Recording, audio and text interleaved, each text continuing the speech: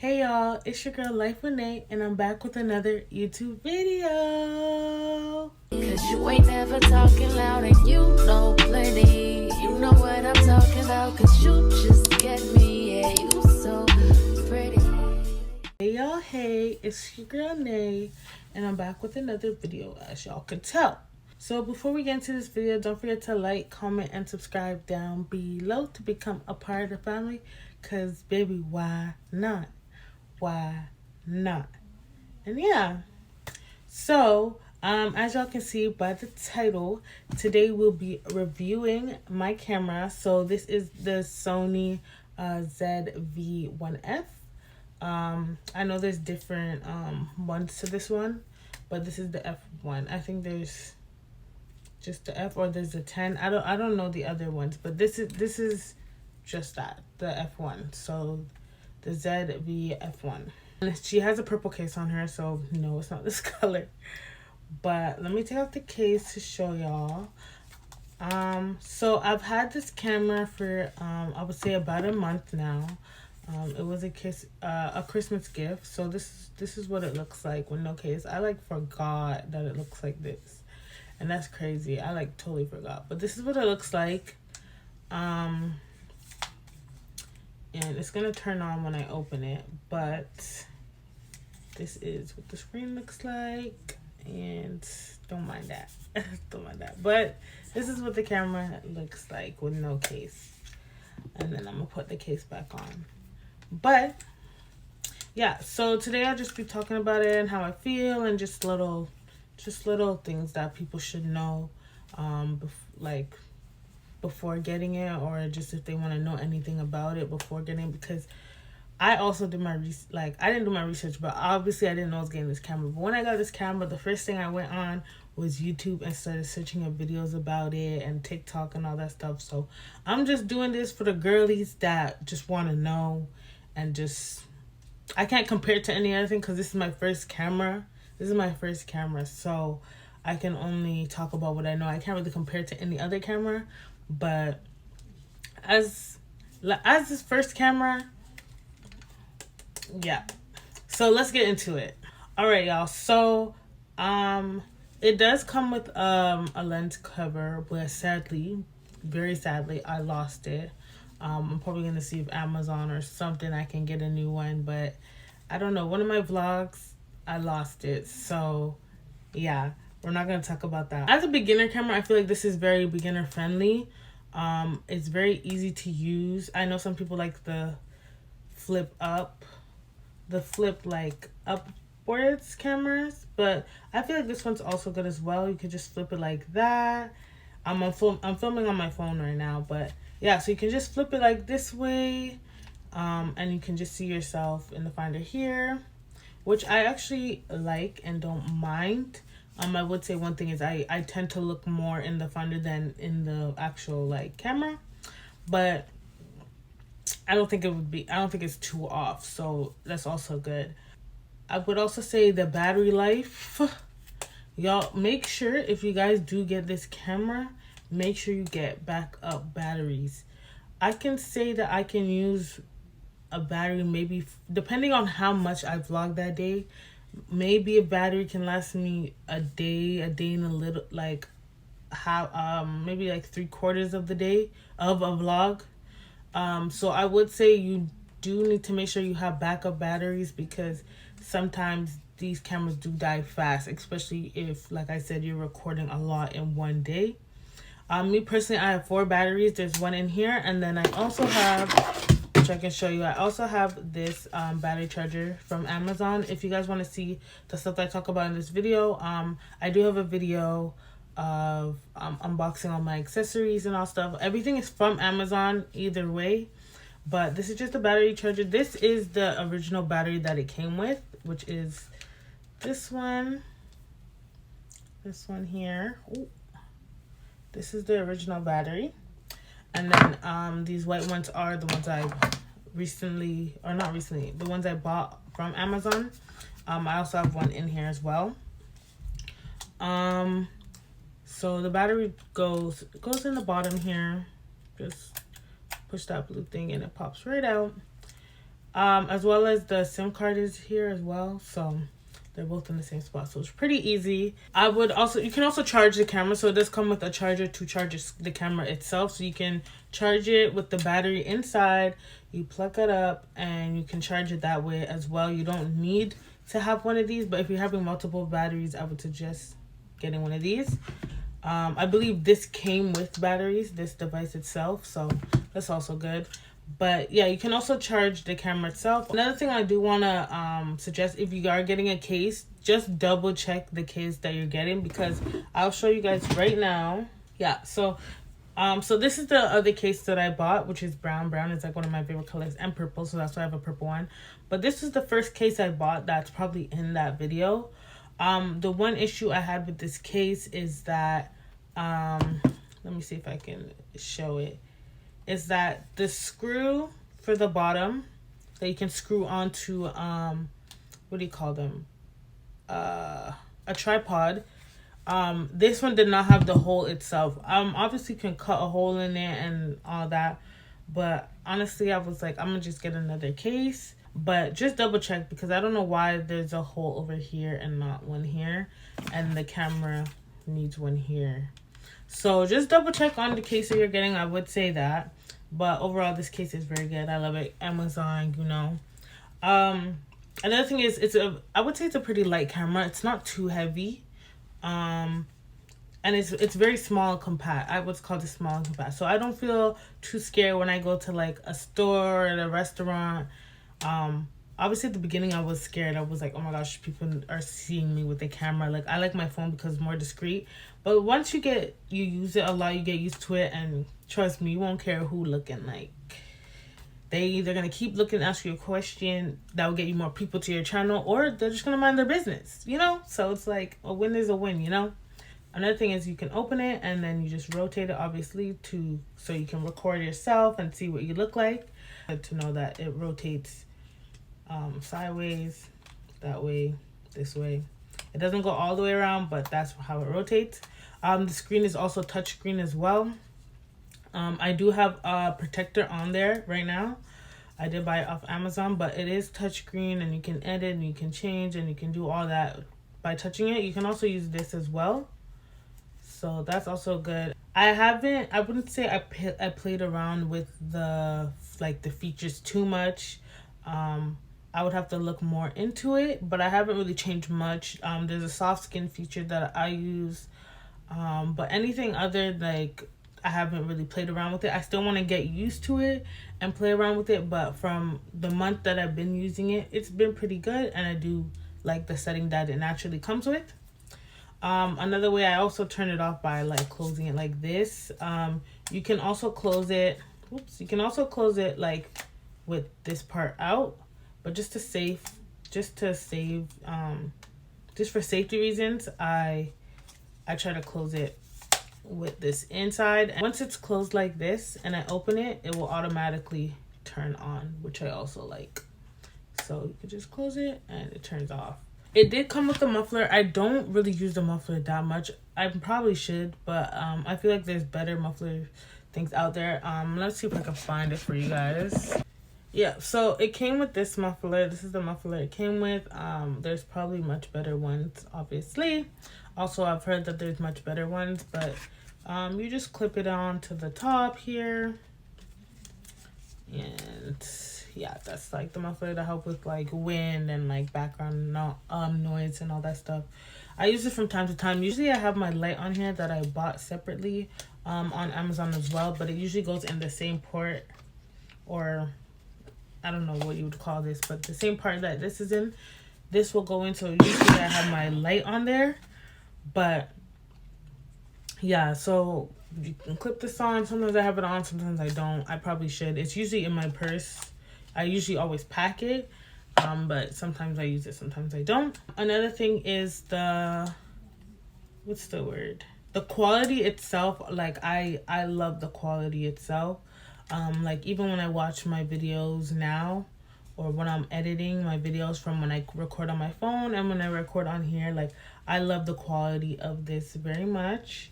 So it is an upgrade, as well as it has all these ports here. You can put a microphone.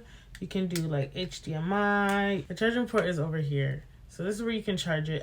It uses a C adapter, I believe. This is the charging port here. So as well as the microphone, charging port, and HDMI cord, so you can charge your phone on there as well. You can also charge it there and connect it. I will say another good thing about it is that there's an app when you can download to get your clips from here onto your phone, or if you download on your iPad, you can do that as well. So that's also an easy thing. I would say though, you do need storage. I feel like one of my issues a lot with, not its camera itself, because it's not the camera's fault, but storage is a big thing when you change over to camera. I never use a camera. Like I said, this is my first camera, so I didn't realize the storage that each clip itself takes that I need. So I have an iPad that has 64 gigabytes. I cannot edit on there. I do not have enough space on there, so I don't edit on my iPad. I edit on my computer, the CapCut app on my computer. My computer is a very old computer, so I have storage to edit some clips, but sometimes it can be a very tedious process, especially if my clips are very long. One clip for like 3 minutes can go up to like almost like 6 gigabytes, or like just very large amounts that I did not know about before having a camera. So you just need to keep that in mind. I am looking into getting a new computer that has more storage, so I can just not have an issue with saving videos and all that stuff. I usually edit my videos in increments, so I can fit all the clips on my computer. That's like how much storage I have. I do not have a lot of storage. System takes up a lot of my storage on my old computer, so I do need a new one. But I do want you guys to know that the clips can take up a lot of storage, especially if you edit on your phone as well. I've done that maybe once using my camera. I've edited on my phone. Again, clips do take up a lot of storage, so you just have to make sure you have enough storage to save the clips to your phone. They do take a little minute, especially like I said, if you take longer videos. The clips will take a bit longer to upload, which is normal and what you would think, you know. The way I record, I try to record in 3-minute increments. That's just, I'm not saying you have to do that. That's just how I do, and it's better for me to edit. Once I get like the 3-minute mark, I try to remake a new clip. It's again easier to edit, smaller storage videos, so I can export faster. So that's just another tip. You don't have to do that, but I would suggest making smaller clip times, so it's again helps you with editing too, and the clips will export faster because they're smaller. Another thing is once I get more into like cameras and stuff, I want to maybe get some attachments for the zoom. The zoom itself is pretty good, but like it could go like much more closer if you really wanted it, you know. Like if y'all can see me here, like the zoom is pretty close. That's all the way in, and this is all the way out, all the way in and all the way out. Obviously, while I'm filming like this, I wouldn't need the zoom to be anymore, but like just in general, if I'm like walking around or recording something, I would appreciate a more further zoom, but that's something later down the line. Like we're just talking about getting the camera itself. The zoom is pretty good. It is decent, so I wouldn't say too much bad things about it. One issue though I do want to say about this camera that I need to figure out what it is that there be many times where I'm filming on this camera and it's in slow motion. I know some people that have this camera probably had this issue, but sometimes I just be recording in slow motion and I don't even know myself what I'm clicking, what I'm doing, what setting is on. But after the fact, I already filmed it and all that stuff, I watch back or I go to edit and the videos are in slow motion. So now all that footage, I either have to make a montage out of it or the footage is just not in the video itself because there's no audio, it's in slow motion, and it's just crazy. So I have to look into that myself, I would say, but just know that sometimes you just gotta double check Sometimes just quickly watch back the clip that you watch, because especially if you're trying to get something fast, you don't have the control, like you don't have the time to be like double check. Sometimes you just want to whip out your camera quickly and record something. So I would suggest making sure you look into that to make sure you're not recording in slow motion, because that happened to me numerous times, and now I have like a fear. I always have to check my last clip to make sure it's not in slow motion, or I would have to film it again right there and then, which is okay depending on the situation, but I like to know there and then instead of waiting till when I'm editing to realize that, oh, it was filmed in slow motion and I could have refilmed it if I knew. The pictures on here, I will talk about the pictures in here. I don't take too many pictures on here. I don't really have a lot of reasons to. I have used it to take pictures. And I would say the quality is really good. People are always like, oh my gosh, do you take pictures on it? Da, da, da. I'm not a picture type of female or type of person, I would say. But I do think the quality for the pictures are really good. I just don't take a lot of pictures on it. It's more of just a vlogging camera for me. It is, like I said, it is a very small size camera, so it's very easy travel size. I just throw it in my purse, and I can just take it anywhere with me because it's not a big bulky camera. It's very light, it's very small, and all that. The sound quality itself without the muffler, I feel like it's really good. Obviously, if I don't use the muffler and I'm outside, you'll hear the wind a lot, which I realize that I need to start doing. Because I'll edit and I'll be like, wow, the wind is like crazy. I should have put the muffler on. So I do want to start using it more often. So just be mindful as well that it'll catch up wind. It may catch your voice a bit, but the wind will also be strong. Like, especially when I'm in the car, you can hear the motor and all that stuff. So just be aware of your surroundings when you're recording if you don't have the muffler on there. This is, obviously I bought this separate, but this is how the light would look on there. This is how it looks, and it's a very bright light. I'll put it on right now, but this is like low and this is like higher. So I feel like it gives me very good quality, especially when I'm recording at night in the dark. Like right now I don't have my main light on. I have another light on, but like if I'm recording in the dark, if I'm recording in the car at night, or like anywhere dark, or just the light is not very good, I would suggest getting one of these. It doesn't have to be this exact one, but just getting an extra light, because it does make the quality like 10 times better on your camera. I will say that. I'm pretty sure everything else is very self-explanatory. What I didn't know though was clicking to take a picture and recording are two different buttons. I used to be so confused because I'd be clicking the recording button.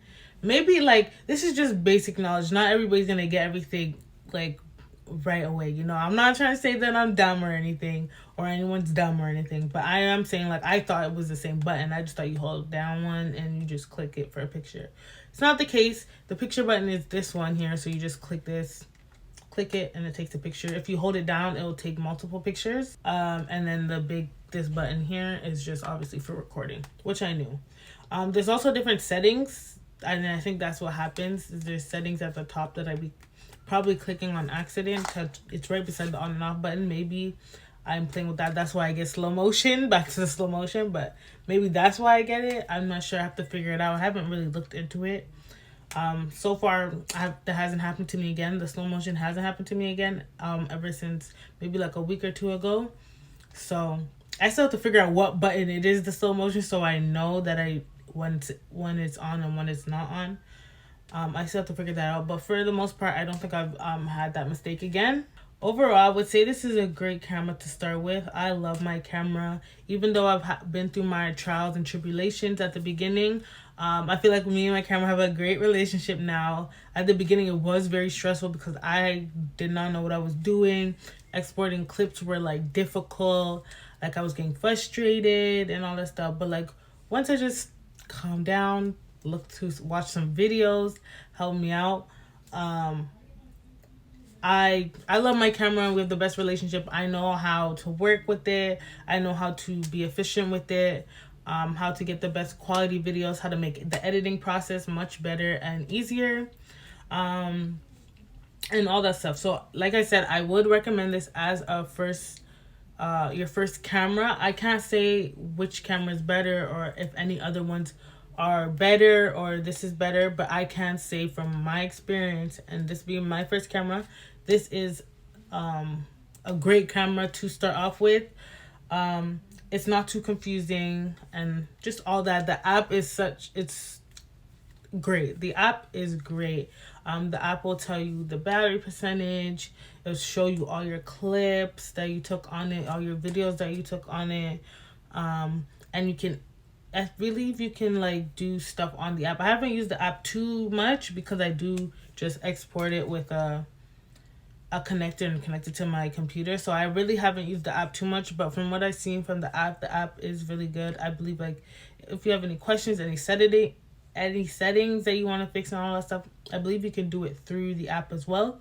One thing though is another thing that I forgot to say is when you're exporting clips from your camera through your phone, the camera has to be on. So if I want like pictures off my camera and I want to export it through my phone or on my phone through the app, your camera has to stay on. It can't be off. So that's another thing, especially if you're exporting videos that may take longer. You just have to make sure that your battery is pretty good, or you change out your battery through uploading, because it has to stay on or it won't work and your battery will be running. So just also double check with that. That's happened to me once or twice because I don't use it that much, but the battery has died and I thought a video was uploading, but because it died and it turned off, it stopped the uploading process. So just be mindful of that as well. I will just show you guys this really quickly. I have this is what I connect to my computer. I just take the SIM card out of here and then I put the SIM card in here and I just plug it in my computer and it opens up a file like a normal USB. And that's how I get my clips from my computer. I believe you can also connect this to your phone as well. I will say I broke mine, so this is broken. So I cannot connect it into my MacBook Air. I have to use the regular USB. You probably have to get another adapter to plug it into your, if you have an Air, that's the skinnier computer, you would have to get an adapter to connect it to this. My sister has a laptop, so I just use hers and then I airdrop it to my computer. It's a long process, but like I said, I'm in the process of getting a new computer, and when I do want one that has a USB, preferably, because a lot of things are USB and it just makes things a lot more easier. If not, I would just have to get the adapter that attaches this to the C port.